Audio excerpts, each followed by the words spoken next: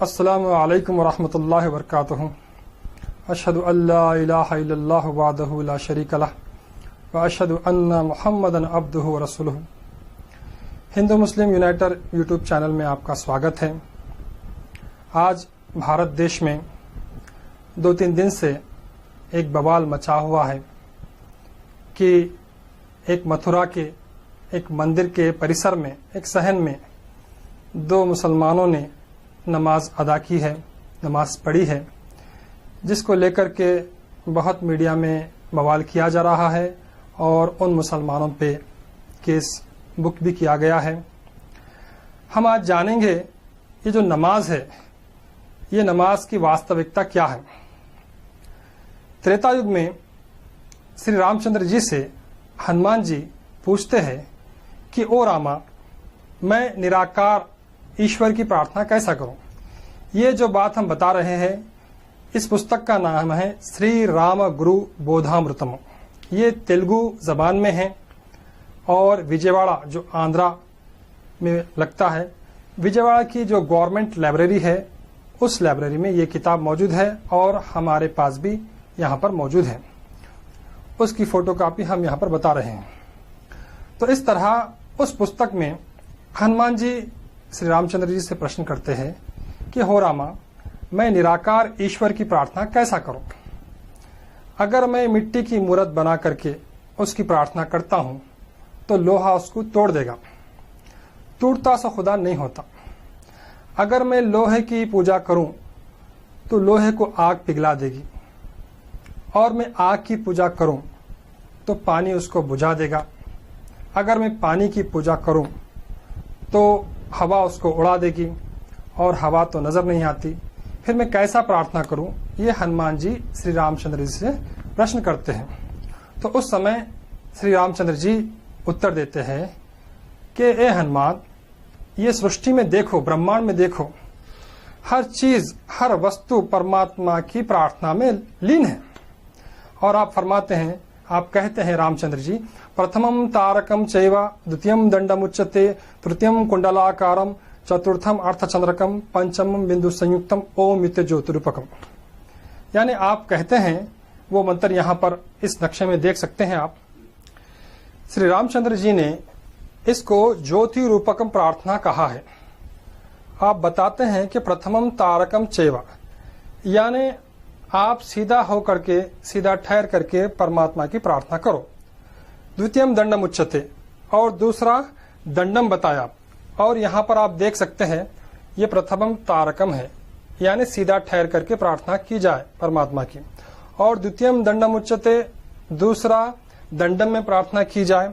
और तृतीयम कुंडलाकारम, तीसरा बैठ करके परमात्मा की प्रार्थना की जाए। और चतुर्थम अर्धचंद्रकम, चौथा आधा चांद होकर परमात्मा की प्रार्थना की जाए। पंचमम बिंदु संयुक्तम ओम इत्य ज्योतिरूपकम, और 5वां बिंदु संयुक्त, यानी इसको आप मेडिटेशन इंग्लिश में कहते हैं, और मुसलमान मुराकबा कहते हैं, और हमारे हिंदू भाई ध्यान कहते हैं। तो इस तरह यहाँ पर जो ठहर करके और दंडम में, कुंडलाकार में, अर्धचंद्र जो बताई गई है प्रार्थना, इस प्रार्थना को मुसलमान नमाज कहते हैं। जो ठहर कर जो प्रार्थना की जाती है, मुसलमान इसको ख़ियाम कहते हैं, यहाँ पर लिखा हुआ है ख़ियाम। और जो दंडम में प्रार्थना की जाती है, उसको मुसलमान सजदा कहते हैं। इसी तरह कुंडलाकारम में जो प्रार्थना की जाती है, इसको मुसलमान कायदा कहते हैं। और अर्धचंद्र स्थिति में जो प्रार्थना की जाती है, उसको मुसलमान रुकू कहते हैं। ये भाषा का भेद है। और हम जानते हैं कि सारा ब्रह्मांड पंचभूतों से बना हुआ है। पंचभूत में है अग्नि, वायु, जल, पृथ्वी, आकाश।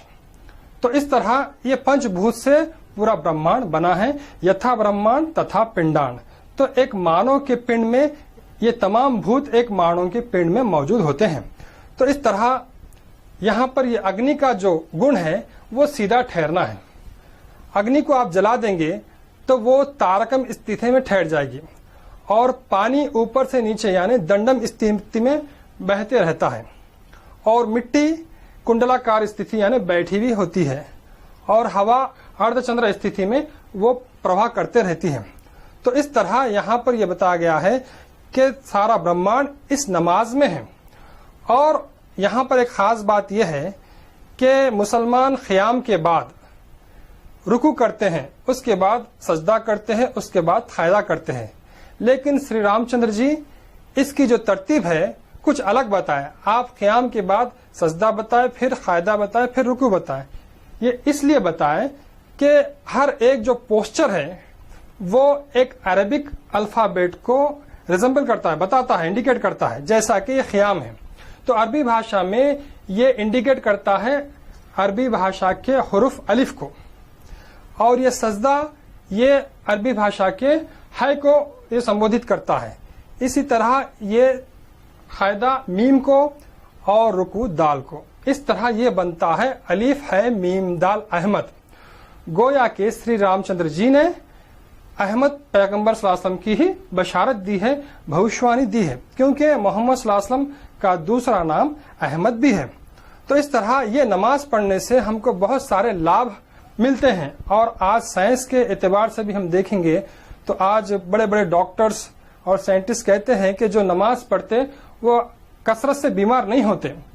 और इसमें क़याम में जो फायदे बताए गए हैं वो क्या है, क़याम करने से अक़ल, शौक़, आरज़ू, ग़ीरत, शुजाअत पैदा होती है। इसी तरह सजदे में बुर्दबारी, कलाम, दानाई, बीनाई, सुलूक, क़ायदे में सब्र, शुक्र, सलीमी, खिलवत, सिद्क़।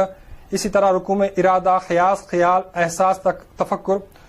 और इसी तरह इल्म, ज़ुहद, इरफान, इदराक, फ़हम। तो ये अगर ये गुणों पे बात की जाए तो मैं समझता हूँ एक दिन भी काफी ना होगा। ये बहुत बड़ी इसकी व्याख्या है। तो हम आपको संक्षिप्त में बता रहे हैं कि ये जो चार जो गुण हैं तो उसके अंदर क्या है बोले तो ये आतिश का ताल्लुक है, यानी आग, ये पानी, ये खाक यानी मिट्टी, ये बाद यानी हवा।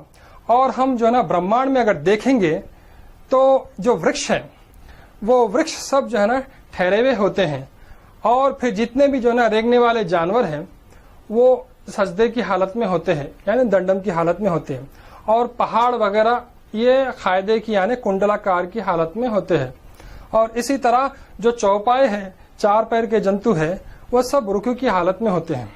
और हम देखते हैं कि जो बच्चा पैदा होता है माँ के गर्भ से, वो जो है ना सजदे की हालत में बाहर आता है और उसको हम चित्ता लिटाते हैं। जब उसके अंदर ताकत आती है, शक्ति आती है, तो फिर जो है ना वो रुकू की हालत में आ जाता है, रेंगना शुरू करता है। फिर उसके बाद बैठ जाता है और ज्यादा ताकत आने के बाद वो सीधा ठहर जाता है। तो इसी तरह फिर जब वो बूढ़ा हो जाता है तो फिर जो है ना वो रुकू में आ जाता है, उसके बाद वो फिर बैठ जाता है। इसी तरह दंडम की हालत में दुनिया से चले जाता है। तो सारा जो ब्रह्मांड है वो नमाज की हालत में आ रहा है और नमाज की हालत में जा रहा है।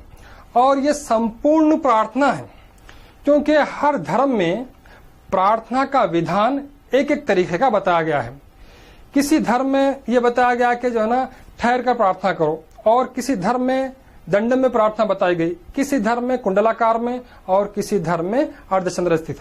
लेकिन इस्लाम धर्म ये संपूर्ण धर्म है, ये अकमल और कामिल कंप्लीट दिन है। इसीलिए इस प्रार्थना को the composite form of prayer कहा गया।